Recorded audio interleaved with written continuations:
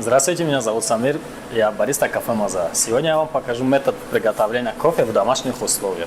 Этот метод называется фильтр кофе. Вам понадобится сам пуровер, его фильтр и 25 граммов помола, плюс кипяченая вода.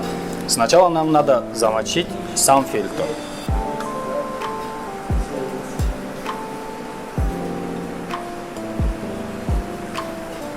Замачиваем его заранее для того, чтобы прочистить фильтр для начала приготовления кофе.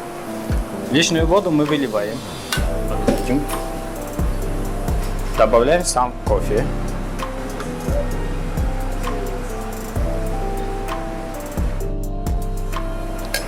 После этого мы начинаем заваривать само кофе.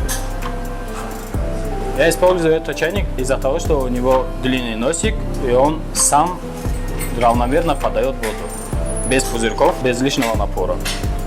При таком методе заваривания важно, чтобы не слишком быстро заварить его. Для этого нужно помол взять того размера, чтобы через фильтр просачивалась вода медленнее. А если помол будет слишком крупный, то вода быстро будет просачиваться. И тот аромат и вкус кофе не останется. Для этого используется помол 3-4 степени помола.